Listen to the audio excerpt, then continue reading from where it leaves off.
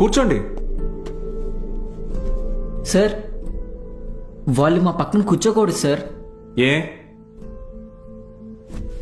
అంటే వాళ్ళు వాళ్ళు వాళ్ళు వేరే వాళ్ళు సార్.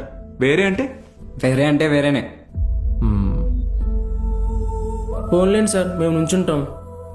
అవును సార్. బయటికి పోండి. సార్ మేమేం చేశాం సార్? Get out.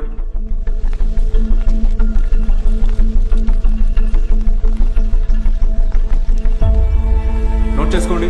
స్పీడ్ అంటే తక్షణ వేగం. ఏంటి అందరూ బయట ఉన్నారు? సార్ బయట ఉండమన్నారు మేడం. ఎందుకు? ఎంత టోటల్ టైంలో ట్రావెల్ చేశామో అర్థమైందా? బాగా అర్థమైందా? Very good. Get out. బయటకు వెళ్ళండి.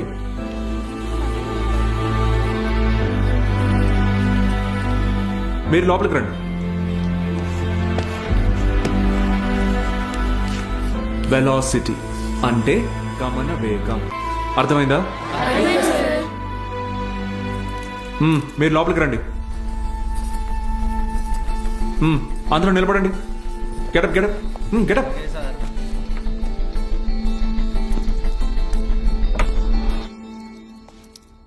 నేను ఈరోజు 2 టాపిక్స్ చెప్పాను.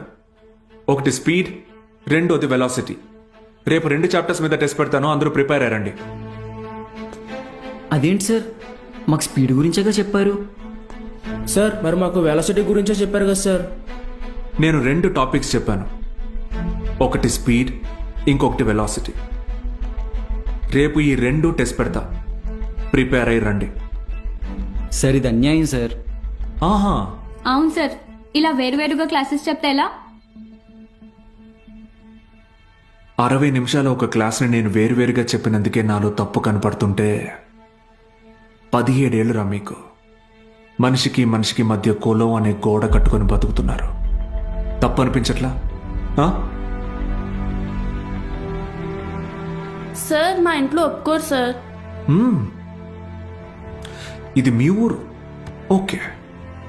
రేపు పై చదువులకి టౌన్కో సిటీకో వెళ్తారు. అక్కడ ఇలానే అంటారా? చదువు తర్వాత మీకు మంచి ఉద్యోగం వస్తుంది. మీ పై ఆఫీసర్ మీరన్న వేరేవాడు వస్తాడు. చీచి నీ దగ్గర పని చేయను అని వెళ్ళిపోతారా? అసలు ఇన్నాళ్ళ నుంచి ఇక్కడ ఉన్నాను కదా, నా కులం ఏంటో తెలుసా? అక్కర్లేదా? ఎందుకంటే నేను మీకు చదువు చెప్తాను. అందుకే నా కులం మీకు అక్కర్లేదు.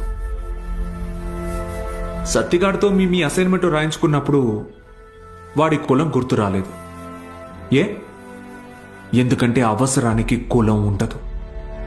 అలాగే అవసరం లేని మనిషి ఉండడు. ఇది మీకు అర్థమైన రోజున మీ మనసులో కులం ఉండదు.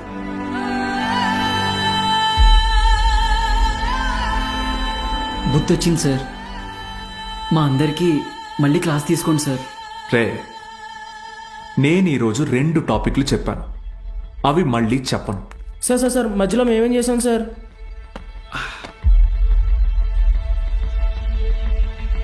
రే వీరన్న, సార్ చెప్పిన క్లాస్ నీకు బాగానే అర్థమైందిగా? అర్థమైంది. వెలాసిటీ గురించి నువ్వు నాకు చెప్పు, స్పీడ్ గురించి నేను నీకు చెప్తా. సరేనా? రా. పద్మావతి